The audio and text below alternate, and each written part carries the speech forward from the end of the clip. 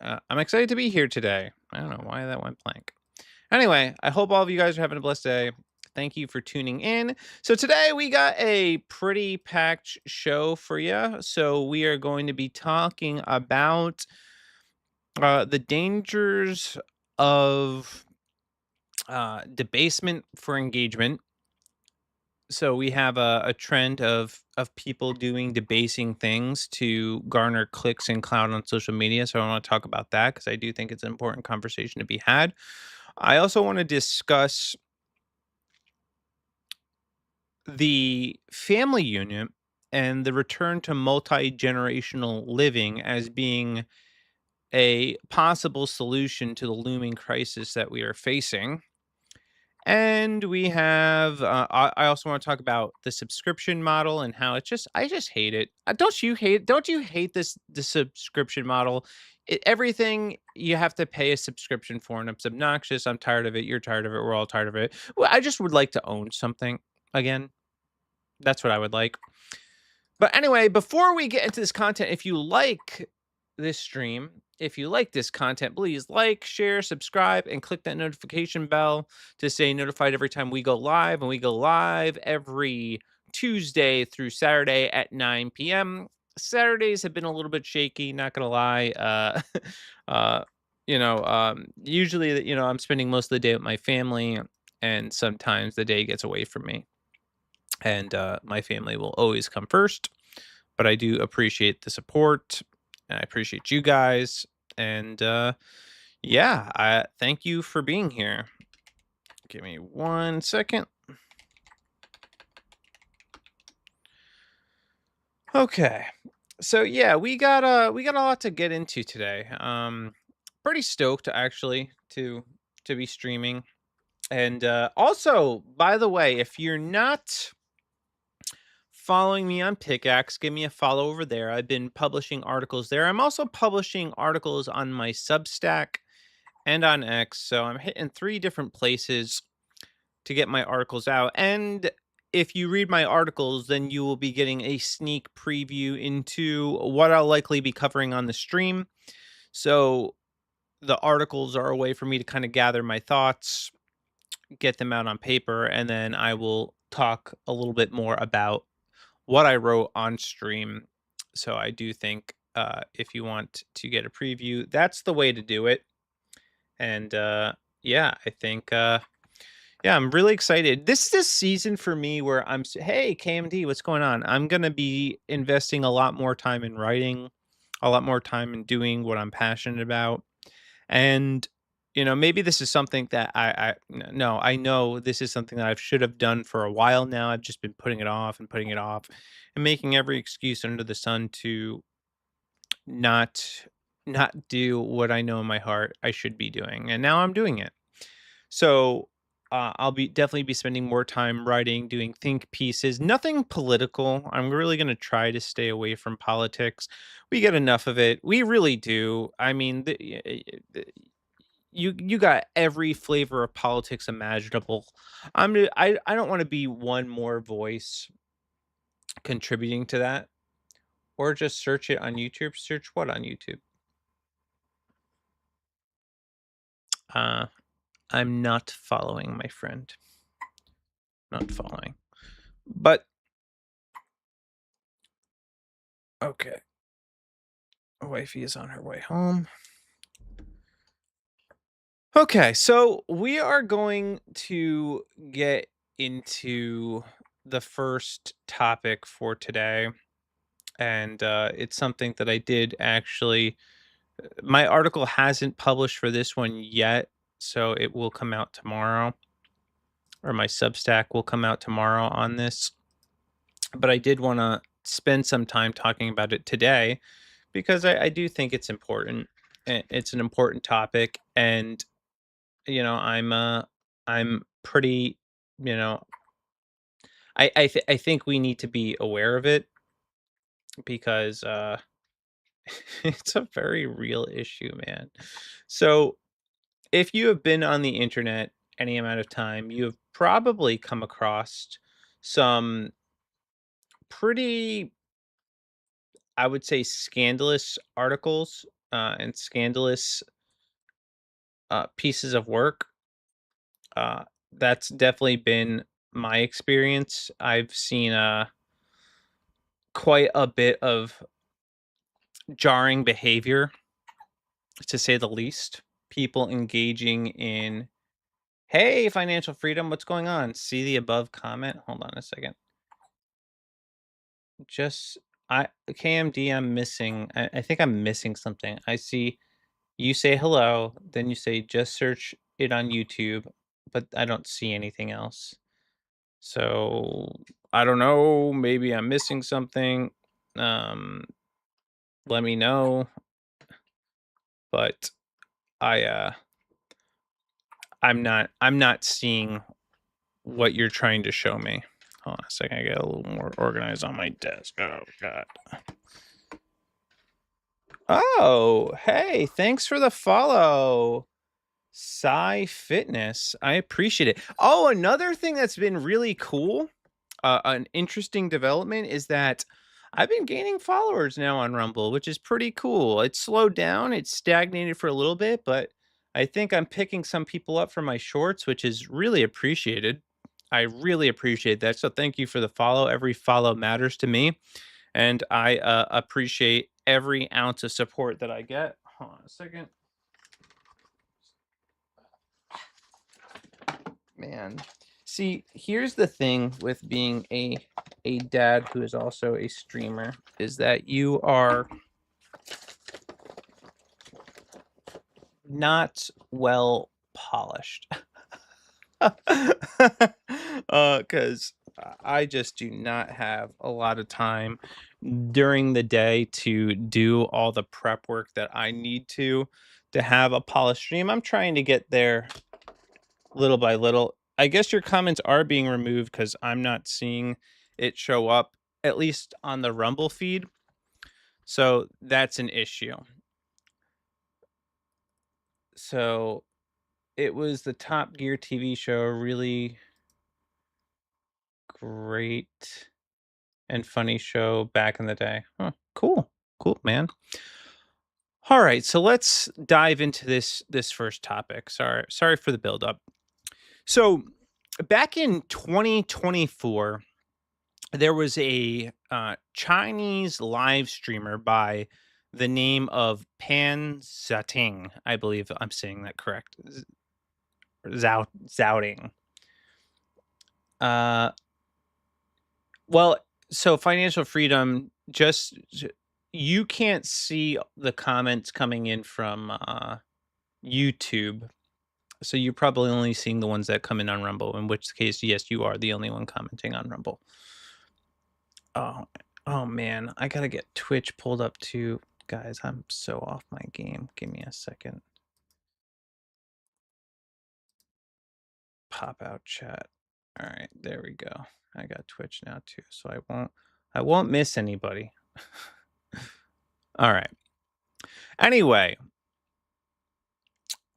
back to what I wanted to talk about. Okay, so in 2024, a live streamer by the name of Pao Zitang, I think, from China died during her live stream. And the reason that she died is because she consumed 22 pounds of food in a single sitting. Now, this actually has a name for it. This is called mukbang, which basically entails individuals consuming large quantities of food over a relatively short period of time. Now, a woman eating so much food that her stomach ruptures, resulting in her death, is disturbing enough on its own. But what's even more troubling is the sheer number of people who cheered her on as she gorged herself to death. See, this woman cultivated a following by engaging in high risk behavior, all while being celebrated by strangers on the internet. And I think that is, that says a lot more about the people watching her than it does her. But there was also another incident not that long ago involving a French streamer by the name of Raphael Graven, who was 46, and he was also known as John Pornavov or JP. And he allowed himself to be abused on camera while he was egged on by strangers in the chat. He ultimately ended up dying from injuries he suffered during the stream. So now you have another incident. This happened with this French streamer. Now, I would love to say that this is exclusive to other countries. I would love to say that this is contained to China or France, but America has its own string of mukbangers and individuals who are engaging in humiliation rituals for money and fame. A streamer by the name of Irby was just banned from Kick and Twitch because he locked himself in a dog crate, and for every $10 donation he received, he would stay in the cage another hour, and he ultimately ended up earning uh, $1,500 before his stream got pulled. This is, no, not Grok. I don't need you, Grok. Yeah, so this is what he was engaged in before the stream ultimately got pulled. And this is cringy for me. But apparently, this is what people think they need to do to get attention. They need to debase themselves in some of the most humiliating ways imaginable. I mean, look at this guy. It's sad. It's sad. It's sad that people do this type of stuff for money. And it's tragic too, that you have these mukbangers that are eating themselves to death. And then you have, individuals like this locking themselves in cages, or other individuals willingly allowing themselves to be assaulted. And then, obviously we've seen other influencers engaging in risky behavior like dangling off ledges and climbing up buildings, ultimately to free fall to their death. We've seen that happen too. And there is this ongoing pattern, though, that I have recognized of people debasing themselves for clicks and money. But what does it profit a man to gain the whole world and lose himself in the process? See, the whole thing is insane. Yet there is an appetite for this kind of content, which says a lot more about the consumers than it does the creators. Now, don't get me wrong, these creators are also, equally culpable.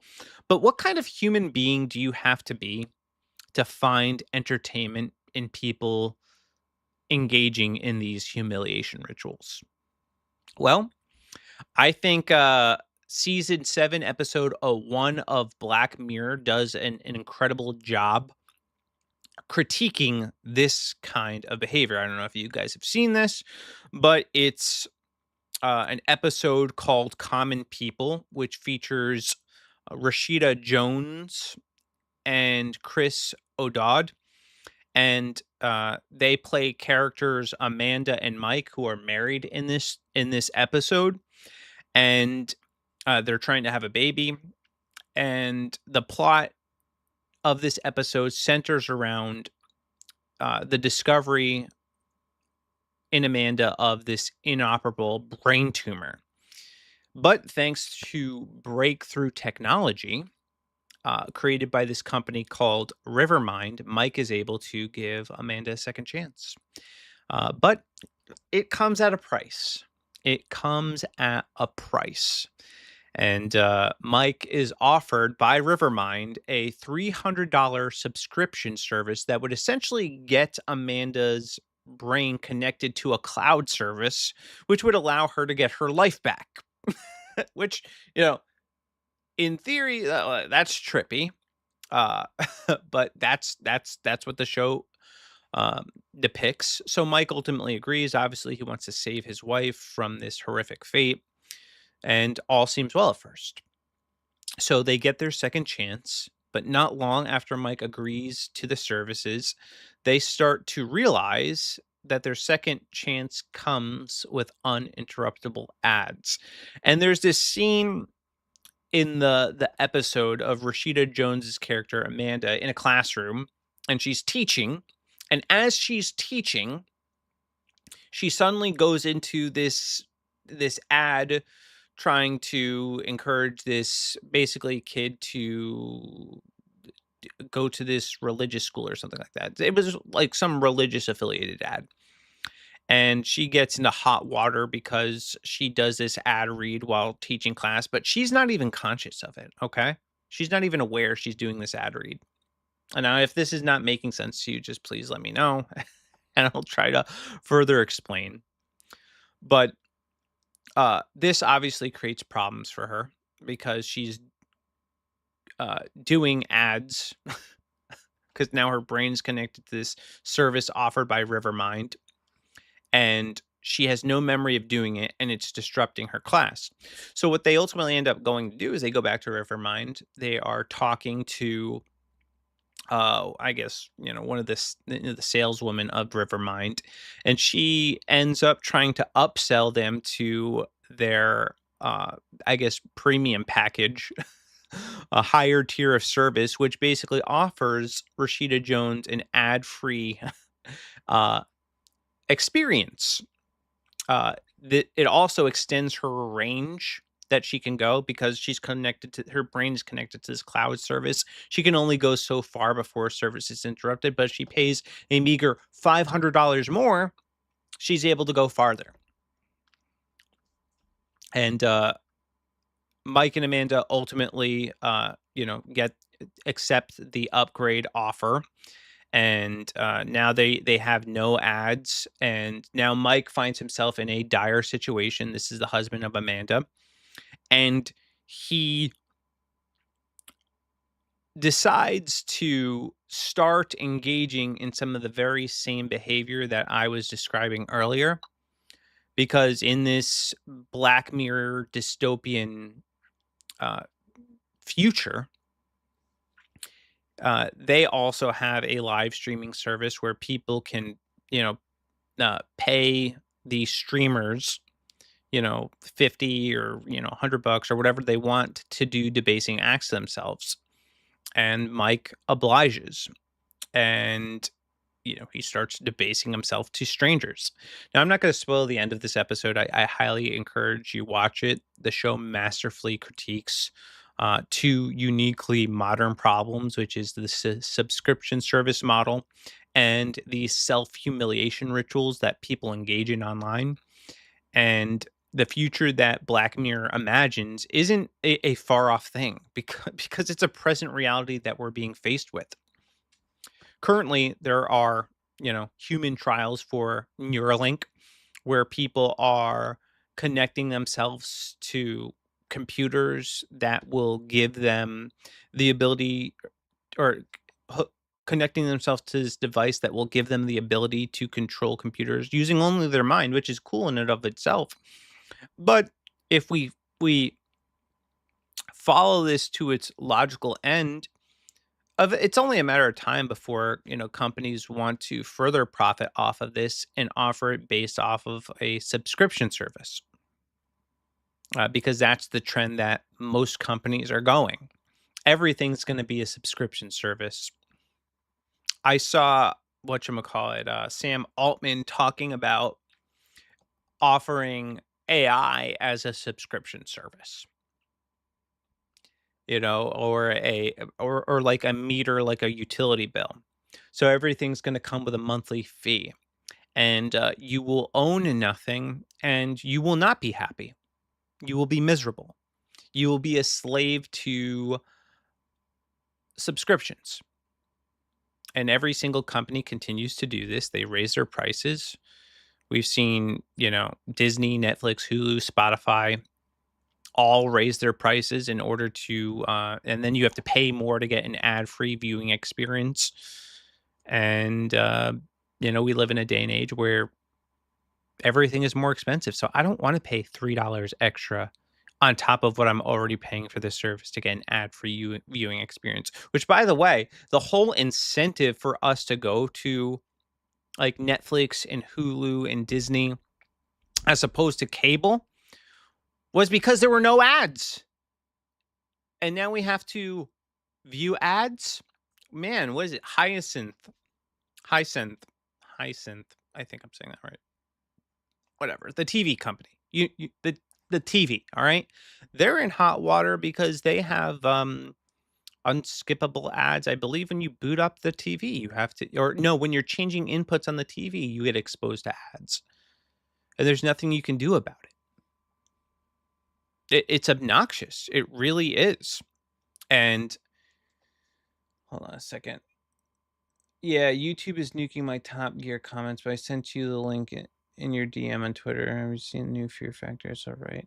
I have not seen the new Fear Factor. I'm gonna have to check it out, and I'll check out your comment too, my friend. So anyway, you have these companies that are charging subscription services, and life in general is getting more expensive. It's not unreasonable to see why people are doing such depraved behavior to afford life, because they see it as their ticket out of this broken system that we're in. And this is the ugly reality that we're faced with. And I fear that it's actually only going to get worse unless we reject this notion that we have to debase ourselves with humiliation rituals for or pay for another subscription service. We can't allow it. We can't allow ourselves to be captured by strangers any more than we can greedy corporations. It's not the way. In this digital age, we need to try to keep our dignity and not give these people a single inch or engage in practices that support this kind of behavior. See, I don't want to ever find myself in a situation where I'm counted among the people that engaged or supported behavior that ultimately led to somebody's demise. I do not want to turn tragedy into entertainment any more than I want to be somebody who pays for an ad-free viewing experience to feed corporate greed. I'm not about it. I'm not going to pay to play. I'm not going to pay to survive.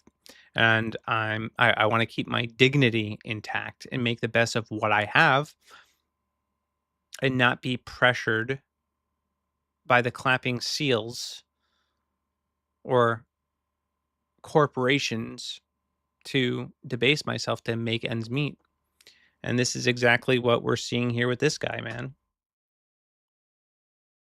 It's pathetic and sad, truly. And this is something that should be unsettling.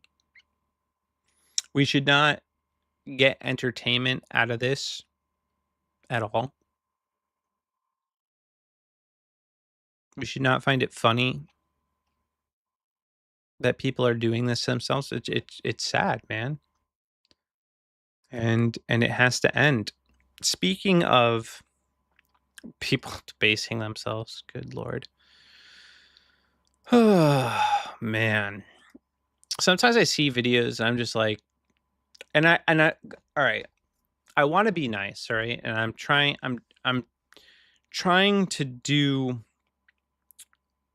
my due diligence in being kinder in the way that I comment on certain things. But when I see videos like this, man, it makes it very difficult. It makes it very difficult.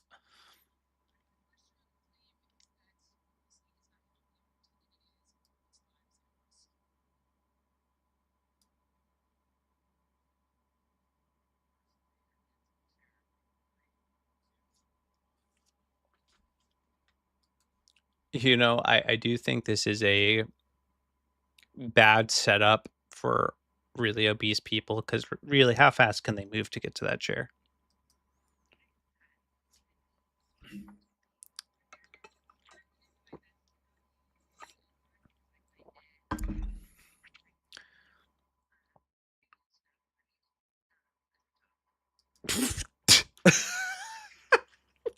What? All right. Well, one, how is fat-bodied less offensive than obese? Like, that sounds more offensive to me than obese. This is like midgets. Like, for some reason, midgets is more offensive than little people, and I just don't get it. This is another instance where this is something that people shouldn't be offended by, but they are, and it baffles my mind. It literally blows my mind that there are people out there who are offended by the word obese, which is a normal way to measure weight. It's so dumb. And then they treat it like it's the N-word, man.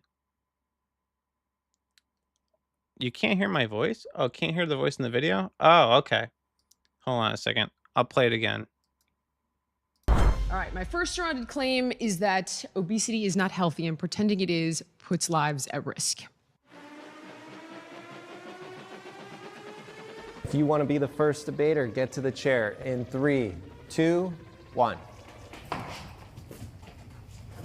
Hi, I'm Edie. Nice to meet you, I'm an Edie. eating disorder therapist. I'm going to do my best to not use the O word because I find it pretty offensive. So I'm going to use fat-bodied as we talk.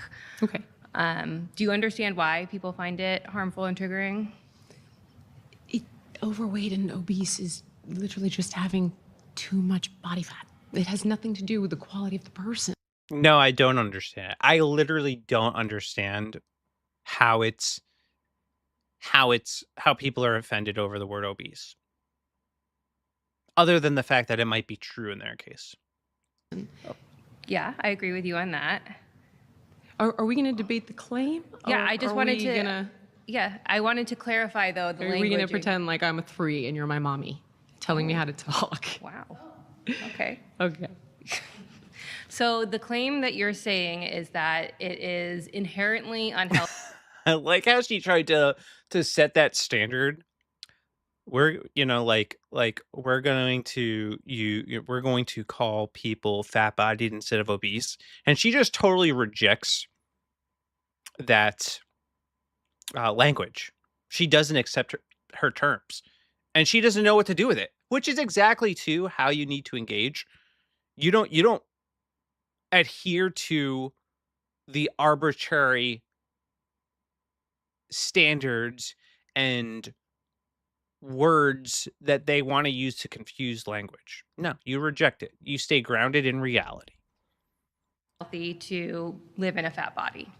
It's inherently unhealthy to have excess body fat, yes. Okay, where are you getting that information from? Oh, okay.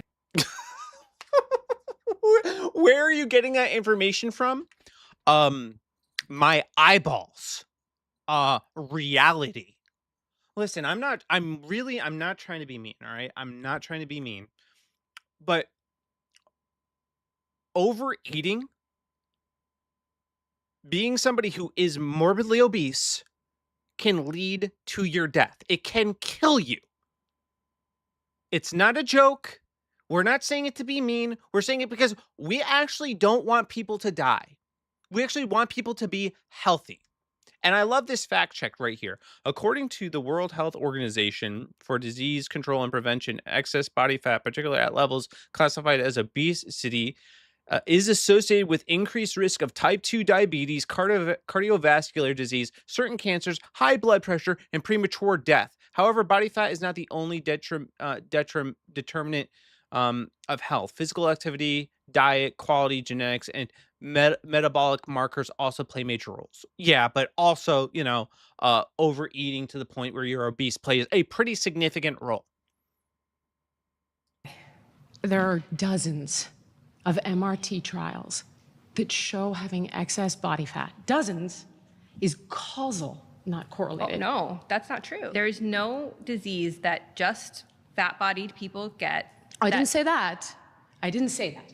But obesity lends itself to all-cause mortality across the board. Have you heard of something called adiposopathy? Okay, so you know it means literally sick fat. And you understand how it works? Okay, tell me how it works. So it's an additional layer of fat in the stomach area. No, that's not what it is. It works as follows. When we eat too much food that has energy that we're not utilizing, the body needs to put that energy somewhere, right? So it puts it in fat cells. So it puts it in initially subcutaneous fat cells, a little bit of visceral fat, which is fat around the organs. And at first you have hyperplasia, which means we're recruiting new little fat cells, which isn't necessarily a bad thing up to a point. Now, the issue is that once you can no longer recruit more fat cells, right, you get hypertrophy. So the fat cells start to expand. And this is exceptionally dangerous because what ends up happening is the blood vessels get outpaced. So the fat cells can't get oxygen and they start screaming, literally. And when they do, they release cytokines, inflammatory proteins, right? I want to Oh, pause. no, of course you do want to pause. Okay. Because Yeah, because she's making sense. That's why she wants to pause. Stop. You're making sense. And I operate in being completely irrational and appealing strictly to emotion. it's irrefutable. You don't even know what I'm talking about. So, Jillian, okay, first of all, I don't appreciate the way that you're speaking to me right now. You called me out for just trying to understand the languaging and saying I was talking to like a 3-year-old, but I felt like I was talking to you very respectfully. You're talking to me very disrespectfully right now. here's the thing. And I want to, You're telling me you understand. Actually, she's I don't think she's being disrespectful at all. She's explaining a very serious condition that these, fat influencers in the fat acceptance movement don't want to accept. It, but you don't understand it. You fundamentally Oh, I'm on didn't fire describe right it now. accurately. but what I understand Huh? You sound very passionate. Oh, What are you good talking about? lord. What's the topic? Okay, let me ask you. I'm going to ask my wife right now. Okay. She's right here. I'm gonna hear Do you think it's more offensive to call somebody obese or fat-bodied? it. Is it more offensive to call someone obese or fat-bodied? I would probably say fat-bodied because, like, you're just saying you're fat as opposed. Although, when I think of obese, I think of like my 800-pound life. So it doesn't matter. It's all offensive. Yeah, well, yeah, I I mean, guess it so. could be it's truthful. It could be, let me rephrase that. It can be seen as offensive. But if it's true, it's true. If you're fat-bodied, you're fat-bodied. I mean, if obesity, at least according to what Jillian Michael says, is basically you have too much fat, body fat. Body fat, yeah. Yeah, so it's just a medical diagnosis. So it wouldn't It's be a medical term, you're yeah, saying. it wouldn't be any more offensive than saying like, oh, you have You have a unibrow. psoriasis, Oh, or yeah. you have you have Lyme's disease. Like Okay. that's just a medical fact. Yeah. Like that's just the state of your being. Yeah. And this person Oh, she is looks like she's getting oh ready to, the glasses say it all. yeah, The glasses, the pink lipstick, she's out of her the mind, haircut. man. Why, what is she saying? She's like, I don't like to use the word obesity. I refer to it as the O word. And we use fat-bodied, and Jillian Michaels just totally rejects it, and then goes on to explain how obesity causes very serious problems. Why do they do this? Why do they always try to change the language? Yeah, Like something that makes you uncomfortable doesn't make it less true. yeah. Okay? Like, for example, all right? I'm not afraid to say I gained some weight after having my baby. Granted, I had a baby, but could well, technically, I'm actually not in the obesity range. I've always been relatively skinny, like very skinny. So I'm probably at a normal weight now, but for me, it's obese. Like I feel fat at times. I look at myself, I go, whoa, I need to lose some weight. I feel uncomfortable. So if someone were to say, hey, you're obese, I'd probably laugh and be like, you know what, they're probably right. Probably could. I mean, you're definitely not I obese. know I'm not obese, but like I'm saying from like an emotional standpoint. You know what I mean?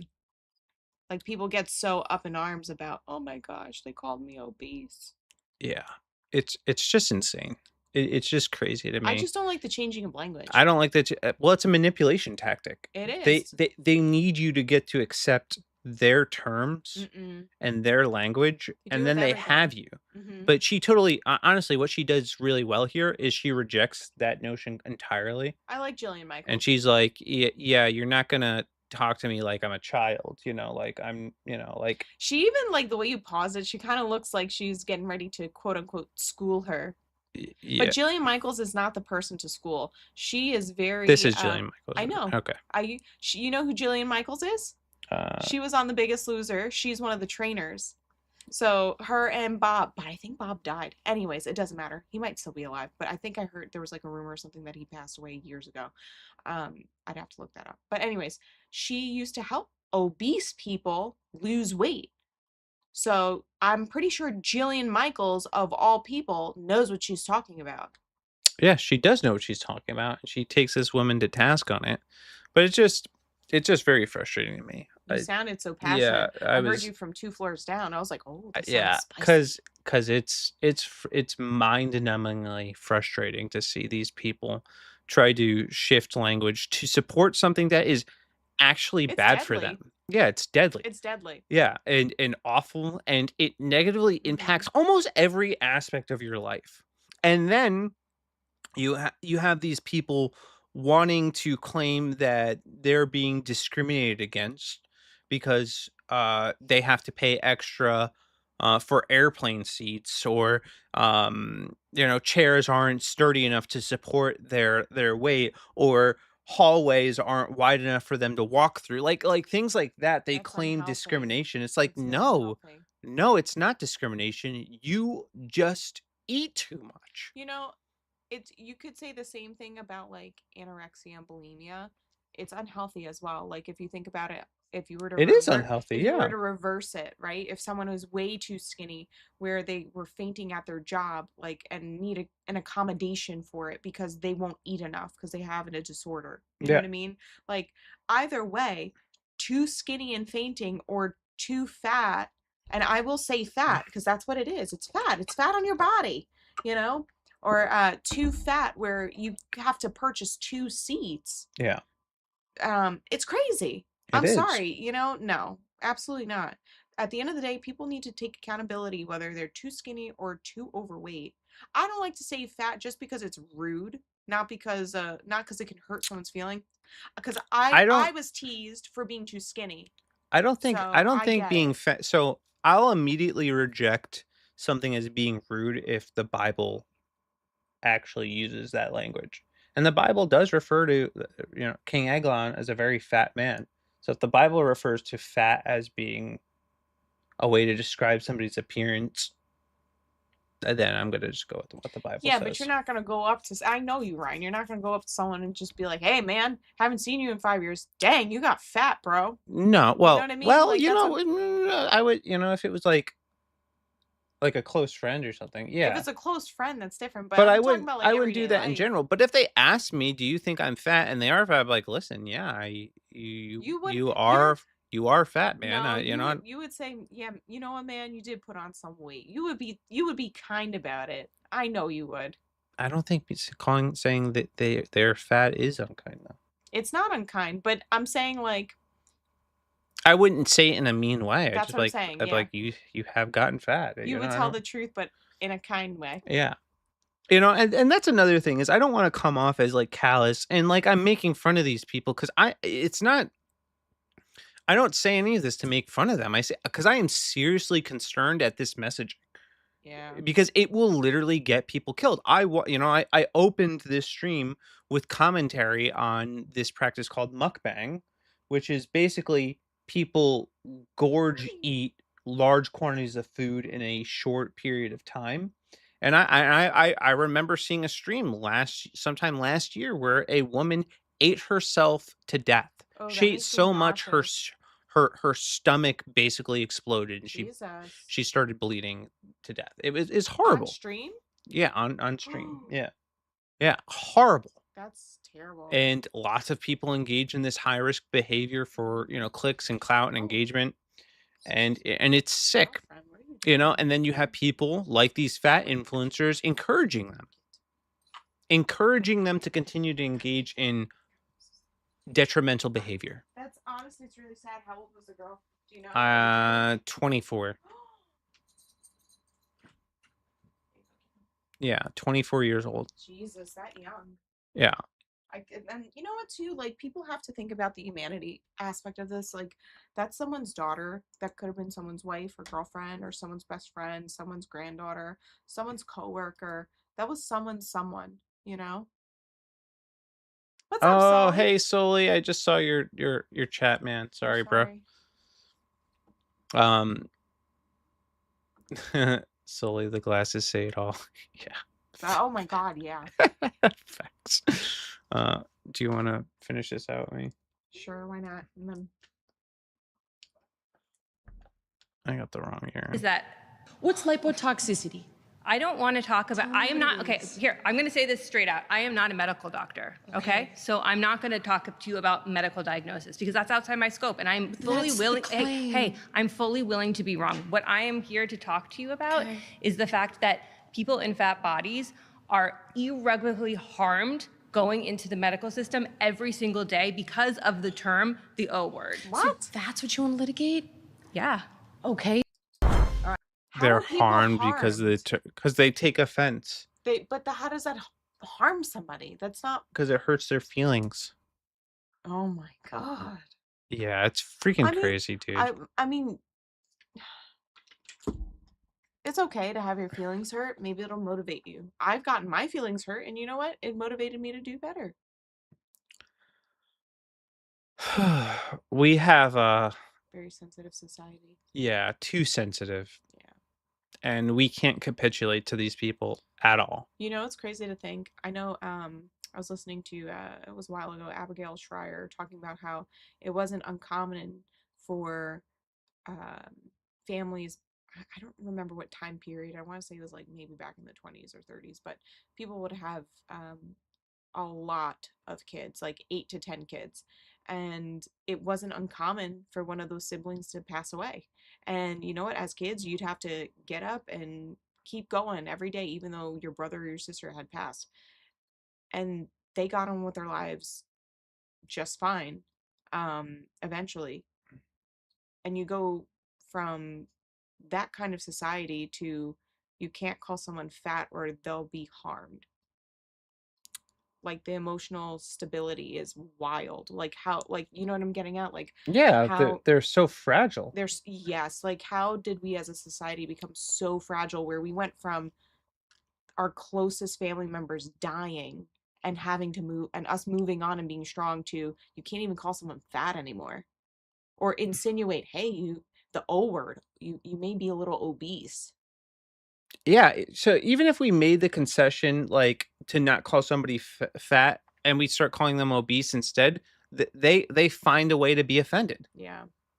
They find a way, and it's crazy to me, and eventually they'll be offended by fat-bodied, which I do think Yeah. I think that sounds more offensive. Big boned. Fat-bodied, big-boned, There's no whatever such thing as word. big bones, by the Yeah. way. Yeah. I've learned that one. Yeah, just added layers of fat. It's just it's so mind-numbingly frustrating. You know what it is though? A lot of this stems the overeating stems from an emotional problem or a learned behavior. I find that people who are morbidly obese, and I will say obese because that's what it is, um, either find comfort in food and they have some type of emotional or mental problem and it's really sad and they need help. Um, or they came from a family who was not taught how to eat healthy or eat proportionate and now they have inherited the oh my goodness the same type of lifestyle. Sorry. Yeah, so I thought this is actually an I feel eye-opening post. sad. I had never actually seen My 600 Pound Life before. So a random sad. clip or two. I started watching it, and my God, is it fascinating. One lady was over 600 pounds, and the doctors put her on a 1,200 calorie a day diet. He had expected her to be down 120 pounds in 3 months. He weighs her, and she gained 12 pounds. Insane show. And then he made this assessment. I actually do think this is accurate. After watching quite a bit of this show, it's impossible to not notice something. Most of these people are ridiculously low IQ. Their families are nearly all as incredibly stupid and are often fat too. This is an example of high time preference. There's only the now. There's no way to envision the future for them. A person of normal intelligence would think, if I'm going to eat this whole cake, I'll get fat. These people can't possibly think about downstream effects. They simply don't have the cognitive function. This is a plague of those with IQs in the 80s. It impacts every aspect of their life. There is no tomorrow. There's only cake, giving full agency to people below the curve to generally ends in disaster. They can't help it. That makes me sad for them. It does make me sad for them. It does, but it's like you can learn, Yeah. basic nutrition. Yeah. Well, Like, no one's so stupid that they can't learn the more calories you eat, the more weight you will gain. If mhm, you burn more calories than you consume, you will lose weight. mhm, Automatically, though, too, the default with this is that, oh, well, it's a health condition. No, it's not a mm-mm. health condition. It's a lack of discipline condition. It becomes a health Yeah, no, condition when you're 600 pounds. yeah, It yeah, becomes that. yeah, then, but it doesn't start out that way. You develop health conditions because of your Of the weight. inability to be disciplined and control what you eat. It's actually very simple. The way to lose weight is very simple. You burn more calories than you consume. And how do I know this? How do I know it? We're doing it. Yeah, we're doing it. Yeah. It's hard. 2 years ago, I was 170 pounds. I started, or 176 pounds. I started counting my calories, not eating more than I burned, and guess what? I started losing weight. Not magic, not voodoo, basic science. And people can't grasp You, this. you know what though? I give them a little bit of grace because some people really don't know. And it seems like maybe some of these people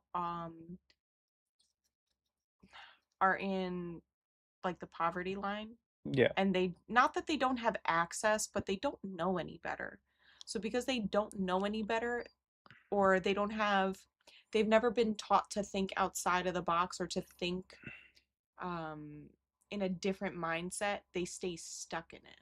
Yeah. Well, he So says they have no it's a low vision of IQ. the future. Yes, They only live in the here and now, and they don't think about how it's going to affect them, which is a yeah. low IQ thing to do. But I Mhm. do think it's very easy, really, just for even someone low IQ to grasp. If you eat more calories than you burn, Yeah. you will gain weight. Yeah, but not everybody thinks that way, you know? I know, but And I that's the don't think it's thing. hard to teach. I could go No, down it's and I not. could teach my 7-year-old this right now. Listen, I agree with you because I tried to lose weight other ways and it didn't work. And you were like, Sam, for the love of God, just count the calories. And it works. Yeah, but it's something that I could go down right now. I could teach our daughter and say, And she would "Hey, know, yeah. Yeah, without a yeah," doubt. and she would get it. She'd be like, "Oh, that makes sense." I got it, She's Daddy. 7 years old. She could do it. She could definitely grasp the concept. So I don't think it's like, and granted, my daughter's smart. All right, she's a She is smart very kid. smart. But I think even if she wasn't very smart, she could grasp this concept because it's a very basic, simple concept. Mm. So anyway, uh, that's crazy. That is one of those things that just kind of boggles my mind. Burn versus consume. It's quite literally the only way. Yeah. Wow. Yeah, yeah, it is. It's the way. And you want to know something else? I guarantee you, if we took all the fat people in, oh, not that one, all the fat people in the room with Jillian Michaels, every single one of them, if we took all these people and we put them on an island and controlled how much calories they eat, they would all lose weight. Yeah. Suddenly their health conditions that make them obese would evaporate. It would vanish Mm. because their calories are being controlled and they're in a controlled environment. A lot of people too, they don't realize how Is much that a man calories. or a woman? I don't know. Sorry. A lot of these people though don't realize they're consuming as many calories as they are because they drink most of their calories. Oh So they don't, yeah. they think, There's I'm that not too. eating a lot of calories. I'm only eating, I'm at 2,000 calories a day, Yeah. or 1,500 a day. Meanwhile, they don't realize their Starbucks, Frappuccino has like 800 calories. Oh my And god. the one crumble cookie they ate has 800 calories, which by the way, one crumble cookie does have 800 calories. Do you know how much you have to run to burn off one crumble cookie? 6 miles? 5 miles. Mm. 5 miles to burn off one crumble cookie. Ugh, no thanks. But Well, most like people fries don't and ice. realize that this is where most of their calories are coming from, which is why they stay fat. He's so cute. Sorry. So true. But Ryan, my thyroid, my bones are big. Yeah, dude. You know what? I will give like, what is it? My wife is too nice. She gives. No, because it's true. So, like, as women, some women do have a very hard time. Like, one of my friends, she's bigger, okay? And she and I would exercise, and this was us in our 20s, okay? We would exercise, we would do the same amount of things, eat the same foods, very dedicated. I would lose 5 pounds, she would gain a pound. She deals with Raynaud's and a bunch of different autoimmune stuff, but she actually has a health condition. So for her, I get it. And when you have children, I know two other women that I work with, they're dedicated people. Like, they'll work out, they'll eat right, they'll not drink their calories. And one of them actually had to end up going on the GLP because her hormones are all over the place. Her hormones um make it almost impossible for her to lose weight. So for I women, I have a I'm little gonna be more honest. respect. I don't 100% believe they're being like disciplined in their eating or their I exercise. do. I do. You know, you don't know them. I You don't. don't know I don't. them. I You just don't don't. know them. I'm going downstairs. I love you. I know Peace you out, see the best in customers. people, but I I don't. That's you. That's you, not me, sir. Oh, hi there, little guy. Oh, he smiled at me. I love you. Hey, buddy. Kiss on the head. I love you. I'm coming back for you, my little dude. My wife is so much kinder than I am. She gives people the benefit of the doubt where I don't. And it's not, listen, I'm not trying to be mean, all right? I'm not trying to hurt feelings or dog on these people because they're overweight. Like I get it. Like I get it. I don't want that. I don't want people to die. That's that's the core of where my heart is at. I don't want people to prematurely enter the grave because they couldn't exercise a little bit of discipline when it comes to their eating. And that's where I'm coming from here, man. And it's really sad to me. It's really sad to me. Nah, it's factual. It's just that the truth will always land bad. Yeah. Yeah, man. It lands bad. People don't like it. They take it the wrong way. And it just shouldn't be that way, man. It shouldn't be that way. People shouldn't take offense to this. It's not offensive. It's just get in shape. If you're overweight, listen, take a look in the mirror, step back and ask yourself if you want to know what did it to me. All right, I'm going to tell you guys because I was again 176 pounds. I'm 5'6", so I'm not that tall. And it was starting to show. It was noticeable. I looked at the Ring camera footage. Like one day I pulled up the Ring camera and I saw me in the camera. I was like, my God, I need to lose weight. And literally, I just applied discipline and started eating less and going for runs regularly. And guess what? I lost weight. Call me crazy. I think the mess with the female hormones through things like food, medicine, makeup I think that's why their hormones can make them gain so much weight. Yeah, you know what? I can say, yeah, taking some of this, medicine and certain stuff can affect their hormones, but I still ultimately do think like we can't rule out that they're probably eating more than they realize and consuming more calories than they realize. I used to be 220 and I'm 5'10". Yeah, man, and it's a hard truth, and it's something that you shouldn't be offended about, because once you recognize, okay, yeah, I am overweight, I am obese. All right, well, now you can take the next step and start losing weight. I think 9 out of 10 women I have ever met are on or were on birth control. Yeah, you know what? It was crazy because in high school, all the girls I knew were on birth control. My girlfriend, back in high school was on birth control, and her doctor put it on her not, so that she could do anything like inappropriate. It was so that it's because she had like acne, so they just gave her birth control.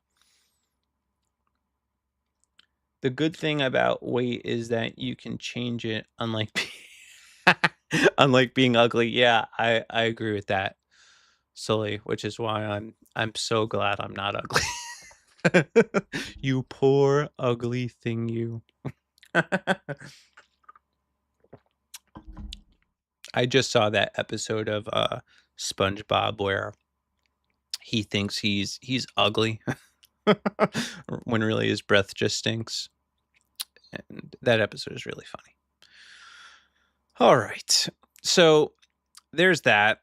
I also want to revisit a video I covered the other day. I'm ugly and I'm proud. Say it. I'm ugly and I'm proud. All right, I want to cover this. We played it last week. I'm just going to play it again because it was making the rounds on Twitter, and I wanted to use this to springboard into a much broader topic of multi-generational living. All right. So this man complains that his daughter stays in her room all day and doesn't enjoy talking to him and his wife. Whenever she does come down for food or water, he's always reminding her that when she turns 18, either she can move out or pay rent. I never understood why people do this as a scare tactic to teach kids um, responsibility. Is it possible that his interactions like this is actually damaging his relationship with his daughter? Isn't he giving her a vibe that he doesn't want her around, or is this part of teaching her responsibility? The only time you ever see your 16-year-old daughter is when she's hungry. She comes out of her room and gets something Did you to say eat. 15? 16. Oh. Maybe you did. And she'll be 17 this year. Yeah. Guess what, Mama? What? In 7 days, or... In one more year, she's got to start paying rent. No, I don't. Yeah, you do. You got to start paying rent. Stop, leave me alone. You do. What you turn 17 this year. And then one more year, you got to start paying rent. That's the best thing about turning 18. What do you think, Mom? Did you have to pay rent when you turned 18? I did. Did you? Call Poppy and verify this right now. I don't believe it. So, first of all, my thoughts are, Candy, hold on. I used to love SpongeBob back. I still love SpongeBob. I don't know. She's 17. Teenagers be like that. I was too. Yeah. And I don't think it helps that, her dad's recording her or whatever. But I don't think it's unreasonable for a parent to charge their kid rent, uh, you know, when they turn 18, if there's some caveats, if they're going to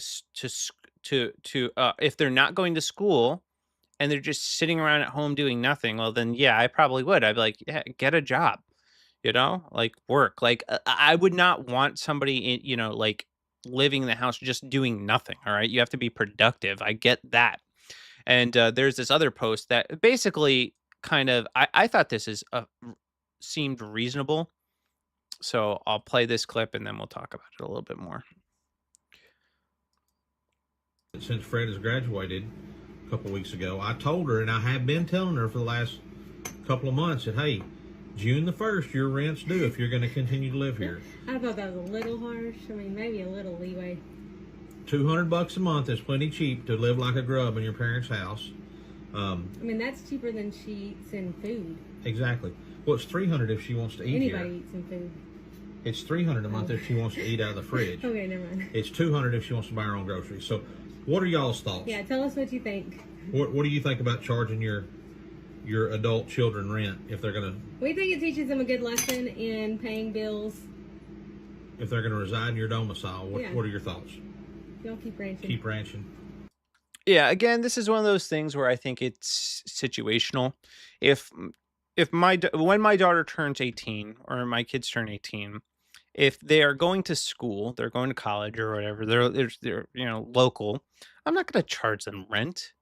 Like, I wouldn't do that. Or maybe they're starting a business. Well, I'm not going to charge them rent. All right. I'm going to give them a little bit of time to find their footing. Now, if their business is off the ground, they're making money. Well, then we can revisit that conversation. And pending, they're also helping with household chores. Uh, but if they're just sitting around doing nothing, well, then I'm way more likely to charge rent.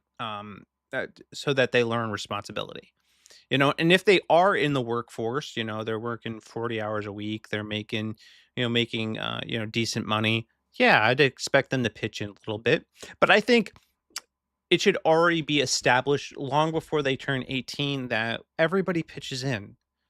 All right. This is part of what it means to be a functioning member of the household. If you can't pay rent, well, then you pitch in other ways. You pitch in a way that I think, is beneficial. You can't do rent, well, then you're obviously helping with housework or doing babysitting or whatever. Like there's different ways you can make this arrangement work. You know, that's fine. If my daughter wasn't paying rent, but instead during the day she was, keeping an eye on the kids while my wife went to work, that would be fine too. I wouldn't have an issue with that. So it's just being somebody that contributes to their household. I think that's really important. Which brings me to another topic that I've been wanting to talk about, and I've talked about and touched on this before in stream. And I just wrote an article on it, so that's on my Substack and my X articles and Pickaxe, whatever, wherever you want to read. But basically, I wanted to talk about this idea of multi-generational living. So back in 2018, I lived with my in-laws. It was me, my wife, my youngest daughter, our two dogs, and our cats. And we basically found ourselves in a situation where we had no choice but to go live with them. And if I'm being completely honest with you, uh, I did feel a sense of shame having to go back and live with my in-laws. A part of me felt like I was a failure because we could no longer afford the apartment that we were living in. And New York got crazy with their cost of living, and it was just untenable. And I heard my whole life, and you probably heard this too, some variation of, well, they live with their parents. Oh, did you hear so and so still lives with their parents? It was always spoken about in a way that came off as derogatory, as a bad and negative thing. And then I found myself in that exact scenario where I was, maybe not my parents, but my wife's parents living with my in-laws. And there was nothing I could do about it. And from uh the moment I started sharing a house with my in-laws, we obviously had differences. Everybody had their own quirks, man, that you had to get used to. Hold on a second. Financial freedom. For a boy, he needs to be doing something. For a girl, as long as she's trying to find a good man to take care of her, it's fine. I could be down with that. Yeah, give the daughters the princess treatment. Make the boys earn their keep. Um, but anyway, so I found myself living with my in-laws, and it was definitely frustrating at times. Because it's you know two different families essentially trying to make it work living under one roof. And I'm not even going to pretend like my wife and I didn't come with a lot. Like, it was a big ask for us to come there with our dog, our two dogs, our cat, and our newborn baby. All right. But they were gracious, and they opened their home to us, and that meant a lot. uh and we had to learn to live together. I had to learn to deal with my mother-in-law. I love my mother-in-law. If you ever see this, I love you. But this is one thing that just drove me bananas about living with her. You'd open the door for like a second, and she'd be like freaking out over the bugs. Like, shut the door, shut the door, shut the door, the bugs, the bugs, the bugs. I'm like, but I literally just opened it for a second. They had to put up with a lot with us too. I mean, our cat, man, our cat was had to be kept in the basement, but she got her fur everywhere, and then we had our dogs barking nonstop. It was crazy. But we all lived together, and despite our differences, we did make it work, you know. But there finally came a moment in 2021 where uh I secured a job that um would be able to afford my wife and I the opportunity to get a house of our own. And man, guys, I jumped on that opportunity. And we ended up moving down south, and we both loved the community that we were in. It was everything that we hoped for. And, this is something that we really wanted because we wanted to grow our family. And we found a safe community. I mean, we had we have a pool, a gym, we have a lot on the corner right next to the fire pit. I mean, where we live is beautiful. It was perfect for us, but it came with a hefty price tag. And what was initially the plan when we moved down here was that my wife would retire from work. And then we moved down here in 2021, and the interest rate that we were going to get was 3%. Pretty good. Well, construction stalled, and the interest rate doubled, and that dream we had of her being, a homemaker quickly evaporated. And she had to go back to work if we were going to make ends meet. That it just is what it is. It's not something that I like. It's something that we are actively trying to position ourselves to get out of, but that is the reality. And, believe me, I've done everything possible that I can do to try to raise my wages and financial freedom. We definitely have to have that conversation about finances. Uh, yeah, I do got to build more streams of income. My brother used to live nearby you when he was in the military. It wasn't a bad area. He's no longer in the military now, lives in Florida. Yeah, yeah, it's not a bad area, man. Um, but as I was, as I'm in the thick of this, because I'm still in it, man. I started thinking about a conversation that I had with this man that I used to work with when I lived in New York, and he talked about the idea of multi-generational living, and how it wasn't all that uncommon for multiple generations to be living under one roof. And I initially brushed this comment off at the time, but the more I think about it, the more I realize I did take my living situation with my in-laws for granted. now instead of shouldering the responsibilities of life together, our families are living apart from one another. We have our own mortgages and our own lawns to mow and our own dogs to walk. Everything's separate. Now they only live 15 minutes away. But living in one household would certainly take a lot of pressure off of all of us because we could pool all of our resources together and make it work. And we would have built-in childcare, which would be a game changer.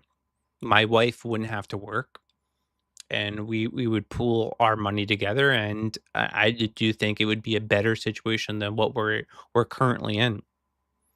But this thrive, this need, this desire for our own independence, which is a uniquely American thing too.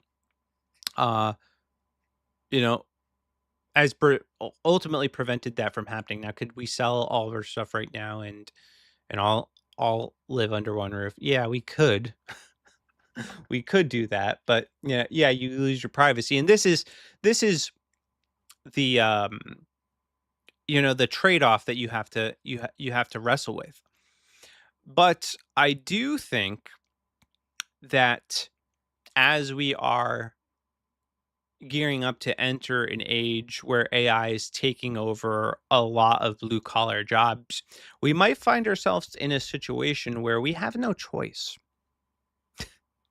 Um, we have no choice but to return to multi-generational living if we're going to survive. And I think that's something that we should start seriously thinking about and having these conversations with some members in our family because um AI is projected to wipe out like 50% of blue collar jobs, which is alarming. And we need to we need to have a plan. I think financial freedom, having multiple streams of income is a way, but I also think there's nothing wrong with going back and living with your family. All right. And for many people, it might actually be an ideal setup and something worth exploring. I get that some people can't live with their in-laws. I get that. I know I can, and because I have. uh, so it just depends on your situation, but I do think it's something worth considering. I also think there's something to be said about a family that's willing to come together to endure the storms of life. Grandmothers helping um, their children and grandchildren helping their grandparents and daughters helping their mothers and sons helping their fathers. And instead of sending your in-laws to a nursing home, you take care of each other. And I think that's the way that it was for a long time, honestly. And that's the way it is in other countries too. That's the norm, is multiple generations living under one roof. And they make it work.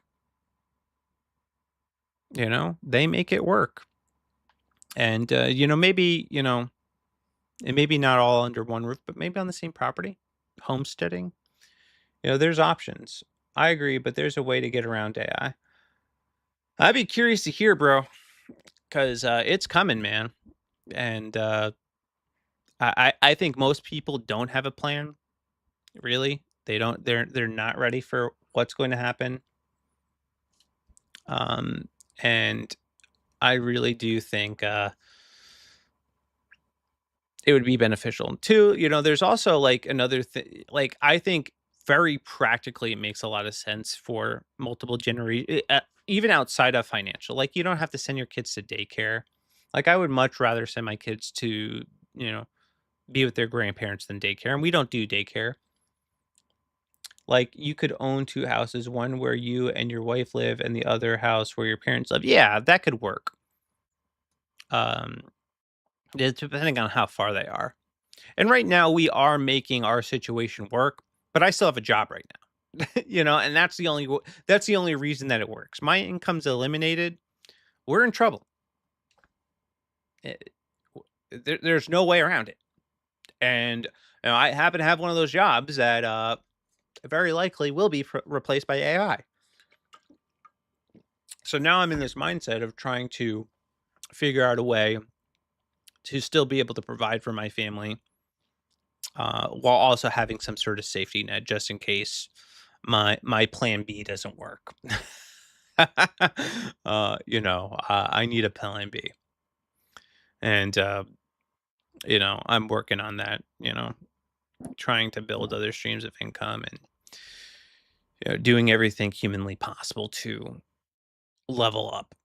Which I have done. If I look at myself 3 years ago, or 4 years ago, however long it is before I moved down here, I have significantly increased my income. Back in since 2018, I've doubled my income, which is good. And I earn a little bit more every year. I find another way to add income into my life. But it's not enough. It's like you're trying to, like every little bit of money I add seems to get erased by inflation. So it's just like I'm maintaining the status quo and paying off debt. We've paid off a significant amount of debt this year too, so that's helping. So we're working the plan that we have. But I always like to think of the worst case scenario. Came over here to tell financial freedom what up.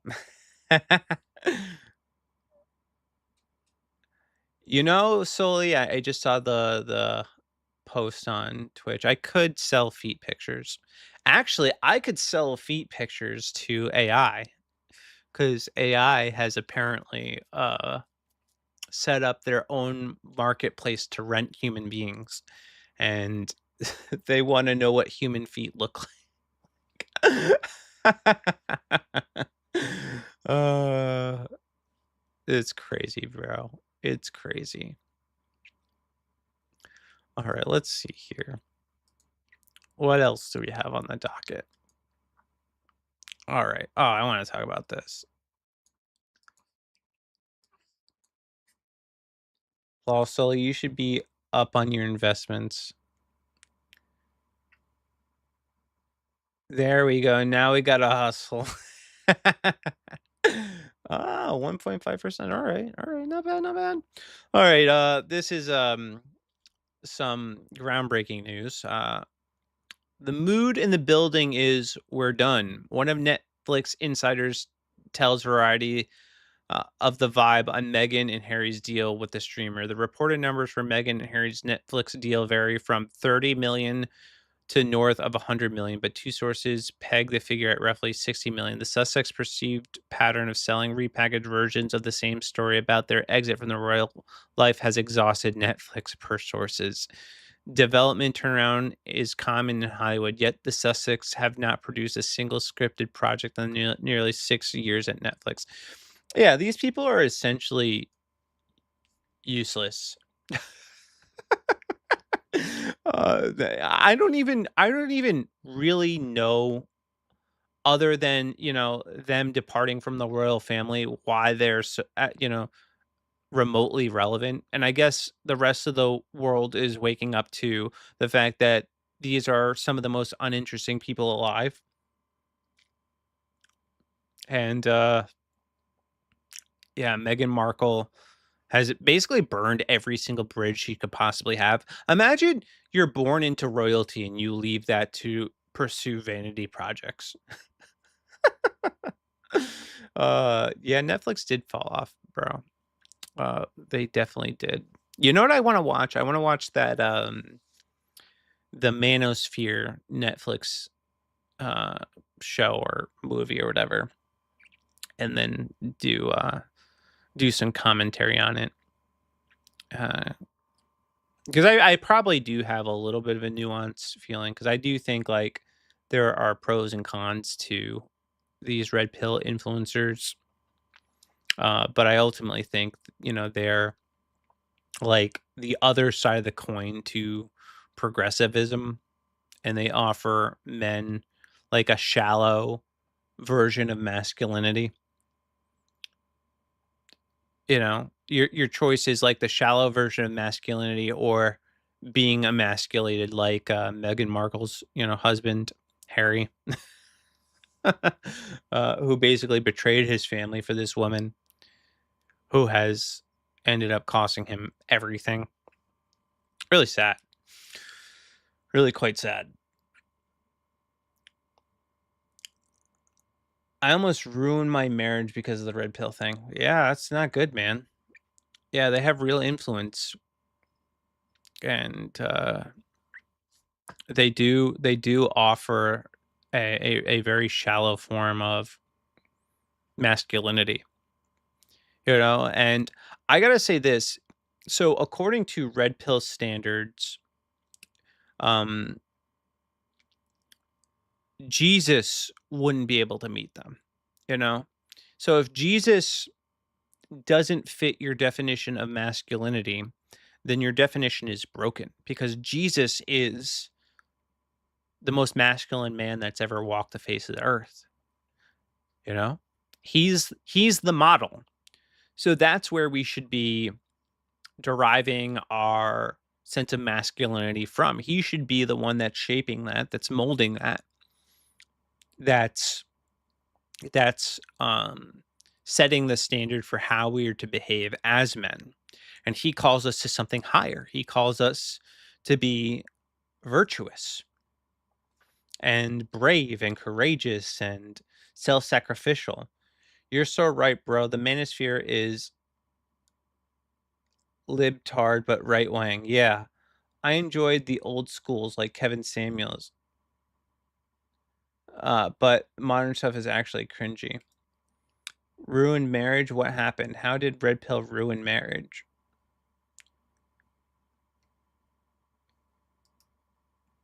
Well, I think he specifically talked about it almost ruining his marriage,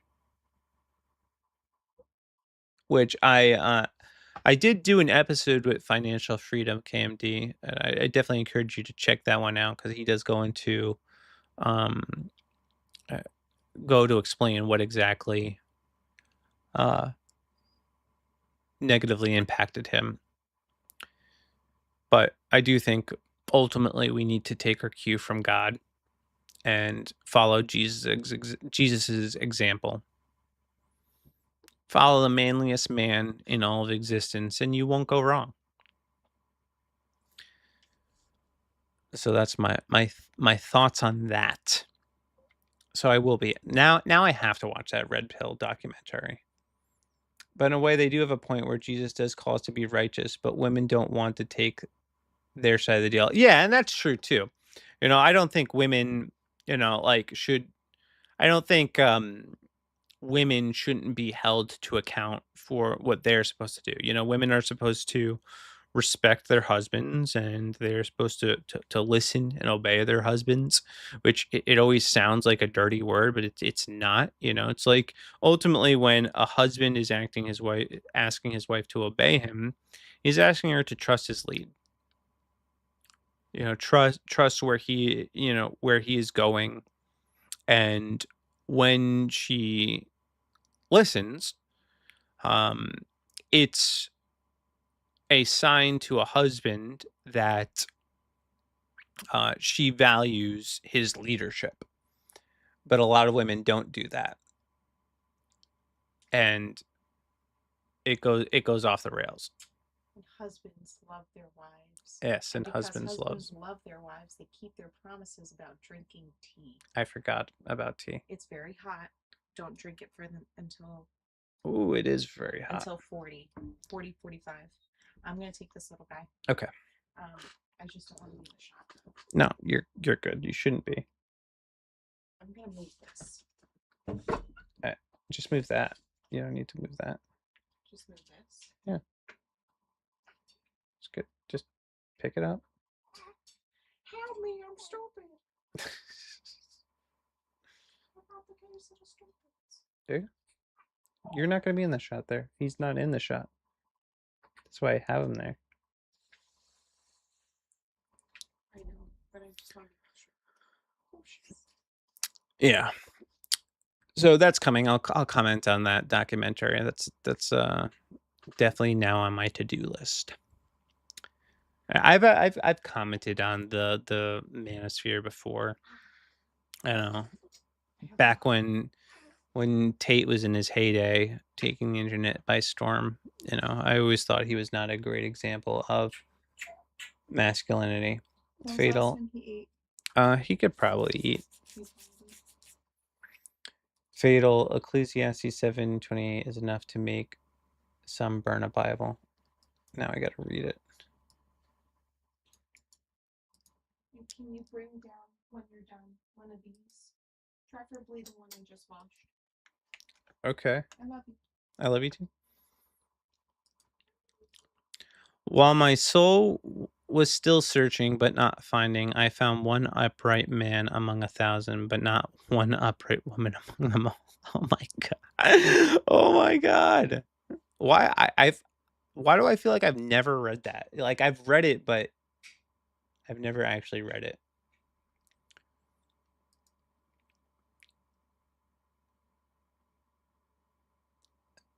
Yeah, no one ever talks about it. Yeah.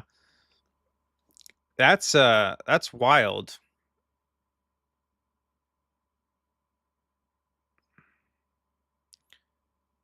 That is wild. That's a crazy verse, bro.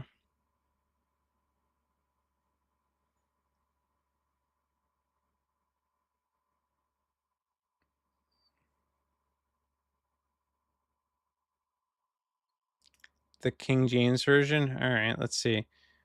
Which yet my soul seeketh, but I find not. One man among 1,000 have I found, but a woman among all those have I not found. We good? That good, bro?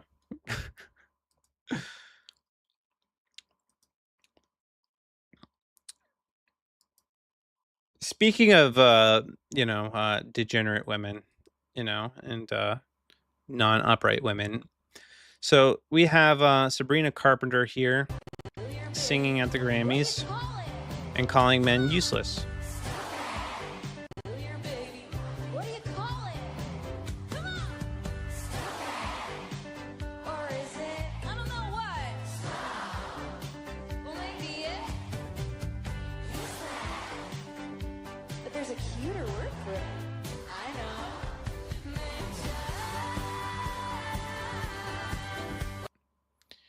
Yeah, so basically it's a whole song about, degrading men and how we're all man-child and stupid and useless.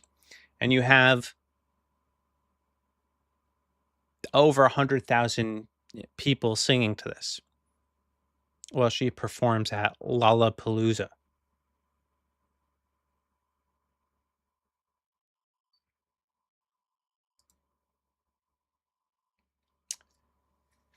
Yeah, you do that, brother. But yeah, this is an issue, man. Man hating has actually become pretty mainstream. I did a debate on Jubilee about how misandry is more of a problem than misogyny, and this video with Sabrina Carpenter is proof of that. It's so normal to sing about how men are useless and stupid and deride them on stage in front of thousands of people.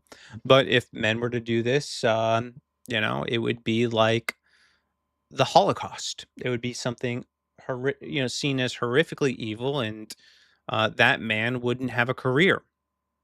Yet misandry is so normalized that this is a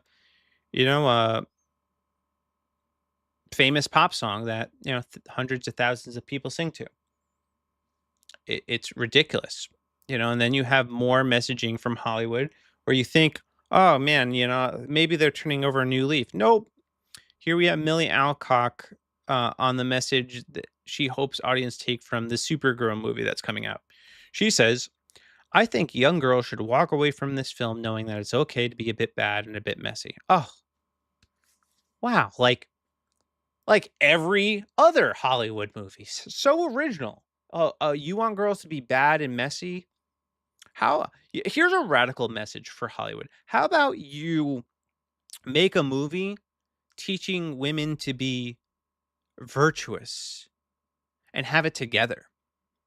Like when did we get to this point where women have to behave in a way that is degenerate to be taken seriously? I watched yesterday with my daughter and my wife. The first time I ever saw this movie, I guess it was a movie my wife watched growing up, a movie called The Swan Princess, and actually a pretty good animated movie that actually depicted a woman in, I think, a pretty positive way and had a pretty positive message. Um, she was poised and she wasn't saving herself. There was an actual prince trying to save her in this movie, slaying an actual villain. It was a really good movie, and they don't write women that way. They write them like I guess this Millie Alcock Supergirl, where she's gonna be a drunk and rebellious and messy. And there's no longer messages calling women to be virtuous and chaste and wholesome. That doesn't exist anymore, and it's really disappointing. And this is a prime example of a way to convince people not to take their daughters to see this movie. A prime example. Slowly switch from the Sabrina Carpenter song. Yeah, a man would be burned at the stake if he sung that song.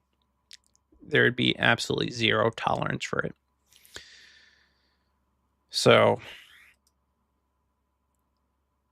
all right, one more kind of random thing, but speaking of, sending mixed messaging. All right, so apparently Chef Ramsay has this microwavable shepherd's pie. And I'm flabbergasted. I I don't know how this exists. I don't know how this guy that built his career on deriding people for cooking crappy food has made something like this. Like he is totally sold out. If I served this in a restaurant, he'd be screaming at me, calling me a turd sandwich, all right? I don't know how this product exists. Like I feel betrayed that he would allow something like this to exist. Doesn't that look appetizing, y'all? Oh my god. What's happened to you, man? You used to be something. You used to believe in something, but you sold out to serve and sell microwavable shepherd's pie. Outrageous. Outrageous, man. All right. That is going to do it for me today, y'all. I appreciate every single one of you. What the hell? Ramsey has gone off the rails. Yeah, bro. That was the worst news I actually saw today. We talked about a lot, but that was actually the most surprising thing I've read this entire stream. Very depressing. Anyway, if you like this stream, go ahead and smash that like button. Repost this. If you aren't following, what are you doing? What are you doing? Follow. Go ahead and give me a follow. Support the channel, help me grow, and I appreciate it. I appreciate you guys, and keep an eye out for my pickaxe articles and X articles and Substack articles, because I'll be doing a lot more writing, and Appreciate you guys. I hope you have a very blessed night. Deuces.